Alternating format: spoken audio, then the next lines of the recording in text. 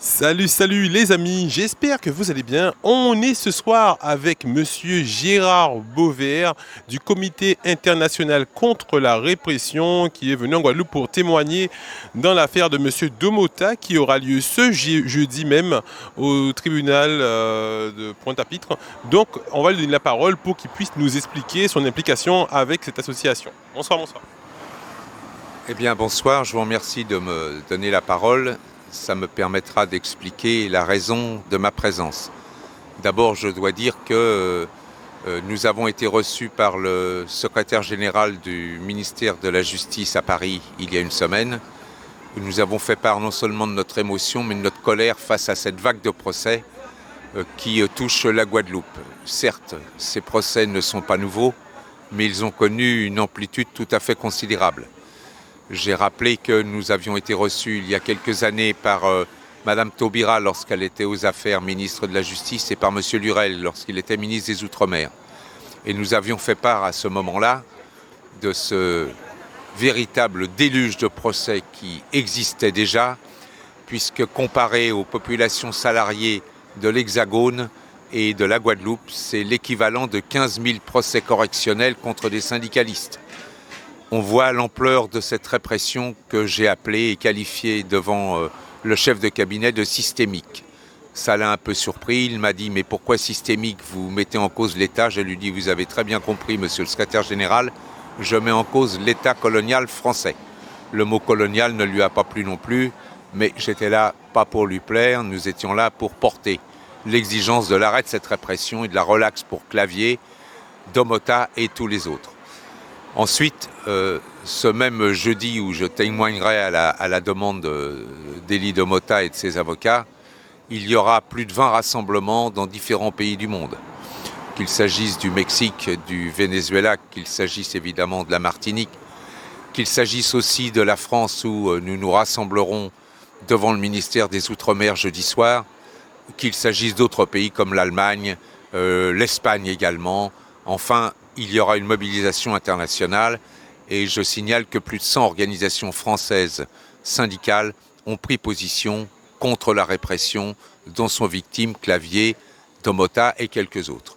Donc c'est pour le CICR un honneur à la fois d'être présent ici et de participer à cette mobilisation internationale pour la défense de la liberté syndicale parce que derrière ces procès, c'est de la liberté syndicale qu'il s'agit. Je rappellerai que les conventions de l'OIT dont la France est le signataire, l'OIT c'est l'Organisation internationale du travail, les conventions 87 et 98 qui organisent la liberté syndicale, eh bien cette liberté syndicale n'est pas respectée en Guadeloupe. Elle est d'ailleurs assez peu respectée dans l'Hexagone, mais en Guadeloupe, elle est franchement violée.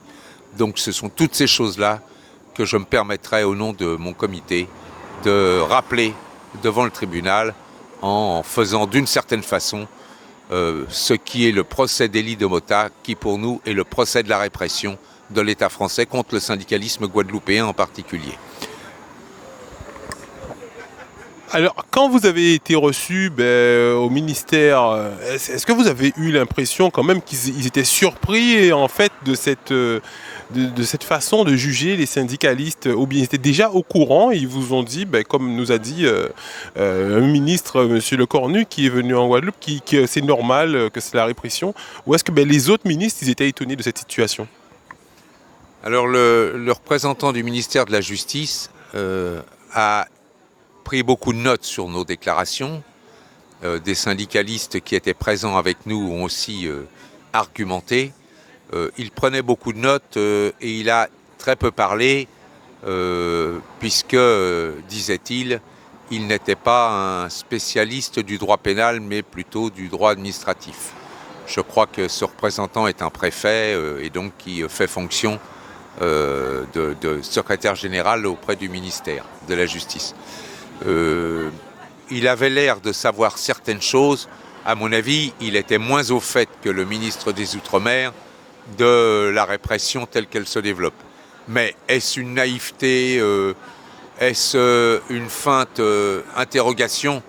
Je ne lis pas dans la tête de ce représentant du ministère. Cela dit, j'ai quand même l'impression qu'il découvrait beaucoup de choses. ça ne veut pas dire qu'il partageait nos propos. Aux remarques qu'il a faites, j'ai bien vu que certains termes, comme je viens de le rappeler, systémique ou État colonial, qui cachent son nom, là, évidemment, ce sont des mots qui n'acceptent pas. Mais c'est le représentant de l'État français, je ne pensais pas qu'il pouvait les accepter. Pas plus que moi, je n'accepte la répression dont est victime mon camarade et ami Élie de Motha. Donc je pense que pour partie, il apprenait les choses, pour d'autres, il les connaissait. Voilà, c'est mon appréciation telle que je peux la percevoir. Alors, c'est quand même une aubaine hein, de pouvoir être reçu par le ministre, par les ministres. Est-ce que donc votre association, on estime, on suppose du moins qu'elle n'est pas toute jeune. Hein, comment vous avez fait pour pouvoir avoir, donc elle existe depuis combien d'années à peu près? Alors le Comité international contre la répression a été fondé en 1976. Mais ce comité, au départ, s'intéressait à la répression qui était menée en Amérique latine contre des militants, dont certains étaient d'ailleurs des militants communistes de l'époque, des dirigeants syndicaux péruviens dans les mines, et aussi la répression qui avait lieu dans l'Union soviétique de l'époque, et notamment des syndicalistes comme Klebanov ou des militants, le mathématicien Pliouche. Et donc nous menions une campagne aussi bien dans la partie Est, si on peut dire, ou dans les pays d'Amérique latine.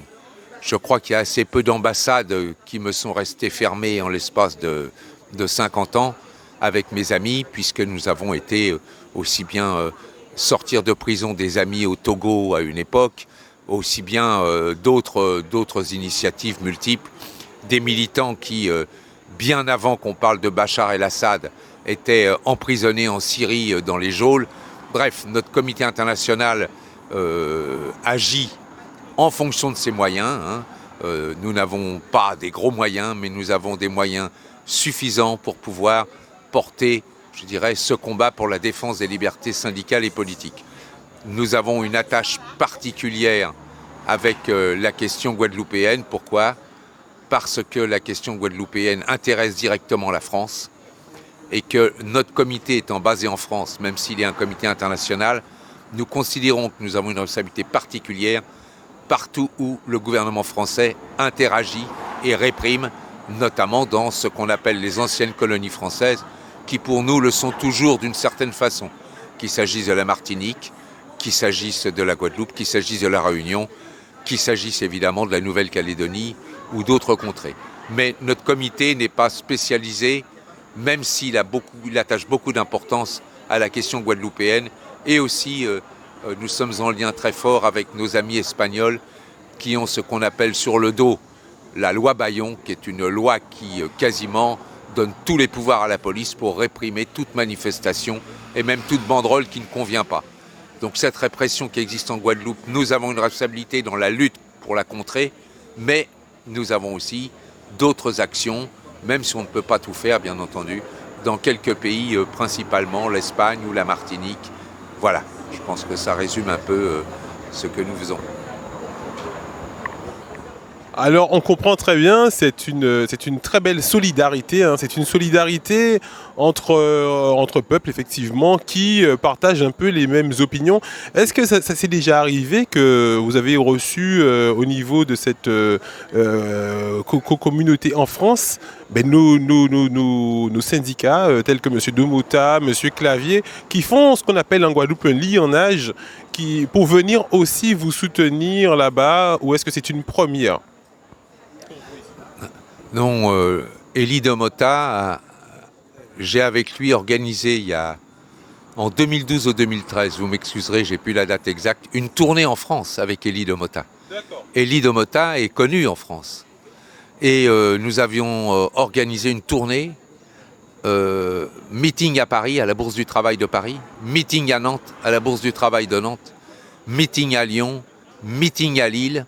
Bref, nous avons organisé des meetings avec Élie de Motha.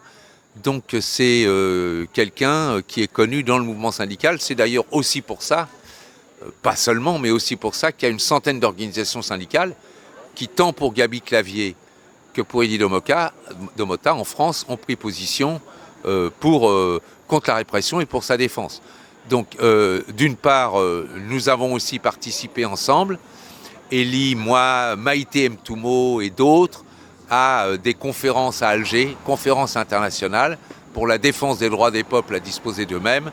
Et donc, je dirais que la fréquentation, si on peut dire ce mot-là, d'Elie Domota, de l'UGTG, de Gaby Clavier et d'autres amis, je dirais, elle date depuis une vingtaine d'années. Voilà, c'est quelque chose qui est... On est membres ensemble de cette concertation qui a lieu à l'échelle internationale, le comité international de liaison et d'échange, qui a organisé d'ailleurs il y a un an un meeting où Elie a pris la parole. Il y avait 8 à 10 000 personnes à Paris. Et puis, sur le plan d'initiative dont je vous parle, des meetings qui ont eu lieu dans les bourses du travail en France. Donc Elie Domota est quelqu'un qui est non seulement connu en Caraïbes, mais qui est connu en France, en Espagne et dans beaucoup d'autres endroits. C'est pourquoi d'ailleurs la solidarité est d'autant plus, je ne dirais pas simple, il n'est jamais simple de faire la solidarité, mais là, est plus aisée parce que la notoriété d'Elie a largement dépassé les frontières du petit caillou, comme il dit, qui s'appelle la Guadeloupe, au milieu de l'océan Atlantique. Et c'est pour ça que ce ne sera pas rien que le jour du procès, il y ait dans 20 pays des initiatives, au moins 20, des initiatives en direction des autorités françaises. Voilà, je pense avoir répondu à peu près à votre... Excellent, excellent. Bon, c'est vrai que on vient de se rencontrer, je n'ai pas préparé de questions, mais j'essaie d'écouter attentivement pour pouvoir rebondir. Je suis attentif et c'est vrai que la question aussi que je me pose et que je pense que les internautes vont se poser aussi, c'est de savoir qu'est-ce que ça vous a fait quand vous avez vu le 30 décembre les vidéos qui ont circulé sur les réseaux avec M. Domota qui était en train de marcher, parce qu'il en est de ça, hein, de la réunion, le tribunal va juger ça dans 2 jours, jeudi. Qu'est-ce que ça vous a fait? Quelle réaction vous avez eu de voir un militant qui marche avec les mains en l'air et qui se fait menotter, qui se fait plaquer au sol, molester comme on dit en Guadeloupe? Écoutez, d'abord, je vais me permettre une note personnelle. Elie est mon ami. Donc j'avais une boule au ventre, à titre personnel. Sur le fond, qui n'est pas loin du personnel, j'ai considéré, je l'ai dit à Elie, qu'il s'agissait d'un traquenard. On lui a tendu un traquenard. Il marchait les mains en l'air, il a été attrapé, jeté par terre, gazé au visage, avec un gendarme et dégradé qu'il y avait autour. Donc ce n'est pas des gendarmes qui passeraient par là et qui se sont dit « Tiens, on ne sait pas quoi faire cet après-midi, après tout ». Non, c'est autre chose. C'est un piège d'État qui a été monté avec des officiers de gendarmerie sous la houlette du préfet Rochat. Et ça, je l'affirme. Donc ce piège-là, il était pour essayer d'humilier l'UGTG et de montrer que son principal responsable pouvait être attrapé. Mais il s'est passé ce qu'il n'avait pas tout à fait prévu. Il y a une masse de gens qui sont allés au commissariat. Et donc, ils ont été obligés de libérer Elie Domota quelques heures après. Et bien entendu, il y a eu l'intervention des avocats, mais il y a eu la présence du peuple, en masse. Et je dirais que c'est les deux qu'il faut prendre en compte. À partir de là, évidemment que c'est comme l'intervention contre le piquet de grève qui a eu lieu au CHU par la gendarmerie. Ce sont des tournants dans le mouvement qui ont eu lieu. On a très bien compris que l'État n'avait strictement aucune intention d'ouvrir la moindre négociation. Ils jouent le rapport de force et la provocation. Ce qui les intéresse, c'est aussi d'essayer de faire l'exemple dans cette affaire et de montrer que un des principaux dirigeants, non seulement en Guadeloupe, mais dirigeants syndicaux de toute la région, parce que là on parle quand même Caraïbes, eh bien, pouvait être mis à terre. Et je pense qu'ils ont fait une deuxième inculpation aussi au procès, c'est le refus des tests ADN, c'est-à-dire le refus de donner soit un test salivaire, soit un cheveu, soit de donner ses empreintes. Et donc, compte tenu du nombre de vidéos dont vous avez parlé qui montrent qu'Elie Domota a les mains en l'air et qu'il est agressé, il est peu probable, je m'avance un peu, il est peu probable que ceci puisse être retenu. Pourquoi? Parce que c'est trop flagrant. Il y a des agresseurs et un agressé. Il est difficile de dire qu'il y a une violence contre les policiers, on n'en voit aucune. On voit par contre des violences des gendarmes, contre Elie Domota. Et ça, de manière très très claire. Maintenant, l'autre aspect, c'est ce qui permet de continuer pour l'appareil d'État, ça permet de continuer les procédures. Puisque quand vous refusez de donner vos empreintes génétiques, vous vous trouvez dans une situation où vous risquez de mémoire 1 500 € d'amende et 1 an de prison. Que se passe-t-il en général? En général, vous êtes condamné, quand vous l'êtes, à du sursis, c'est-à-dire qu'on vous donne par exemple 6 mois avec sursis, donc on ne vous arrête pas tout de suite, et une peine d'amende de 200, 300 ou 500 €. Le problème étant non seulement cela, mais qu'à partir du moment où vous avez refusé de donner vos empreintes génétiques, vous n'êtes pas quitte pour autant. C'est-à-dire que c'est une procédure sans fin, on vous reconvoque aux fins de donner au commissariat vos empreintes génétiques. Et si vous refusez de donner vos empreintes génétiques une seconde fois, vous êtes convoqué par la justice et là vous vous retrouvez en ce qu'on appelle en récidive légale. C'est-à-dire que la prison avec sursis peut se transformer en prison ferme et l'amende de quelques centaines d'euros peut se retrouver en 1 500 €. Tout ça pour vous dire que ce qui les intéresse dans cette affaire, bien entendu, ils ont peu de chances de faire condamner Elie Domota sur cette affaire de violence tellement c'est grossier. Mais par contre, essayer d'accrocher, comme on dit, une affaire à Elie Domota pour refus de donner test génétique et de faire perdurer l'affaire, l'intérêt pour eux, c'est quoi? C'est d'essayer de menacer au travers Elie Domota tous ceux qui résistent. Et c'est ça la question. Et de faire des affaires sans fin contre des syndicalistes qui se retrouvent en permanence devant la justice à essayer de se justifier. Donc ce que nous voulons faire jeudi, c'est faire le procès de la répression et non pas le procès de Domota. Voilà un peu comment je vois les choses comme témoin. Alors, donc je vais vous poser une dernière question. Donc ma dernière question sera pour les militants en Guadeloupe, vous qui en avez vu de carrière aussi, hein, vous nous avez expliqué par rapport à votre parcours, auriez-vous un message à envoyer pour les militants qui sont en lutte? Bien, c'est un message, c'est surtout pas un conseil parce que les conseilleurs ne sont pas les payeurs, comme dit un vieux proverbe, il doit avoir sa traduction en guadeloupéen également, en créole. Simplement, au stade où nous en sommes, je peux simplement leur dire que nous avons confiance. Confiance dans leur capacité, confiance dans leur fermeté et qu'ils peuvent avoir confiance dans notre solidarité. Bien entendu, aucune lutte n'est facile et les temps sont très difficiles. Ce n'est pas une formule close de style. Nous sommes dans une période qu'on n'a jamais connue, 2 ans de pandémie et on n'en est pas vraiment sorti. L'utilisation qui en est faite contre les libertés, nous l'avons vu. Et puis maintenant la guerre en Ukraine, qui est en fait une guerre en Europe et dont on ne voit que les prémices, avec des manœuvres en tout genre dont les peuples vont être victimes, parce que les peuples sont contre la guerre. Les peuples ont toujours tout à perdre avec la guerre. Et donc ça ne rend pas simplement la situation plus difficile pour les Guadeloupéens, ça rend la situation plus difficile pour tous les peuples. Mais le lianage, l'unité et le combat commun, mais en même temps, cette permanence de rapports qui existe, d'échanges, ça c'est indispensable. Pas simplement quand on lutte, qu'on est en grève ou en manifestation, mais cet échange d'informations, cet échange de conseils, d'expériences, ça je pense que c'est capital. Et c'est ce à quoi, au-delà du procès d'Elie, bien entendu, nous sommes très attachés. Voilà. Merci.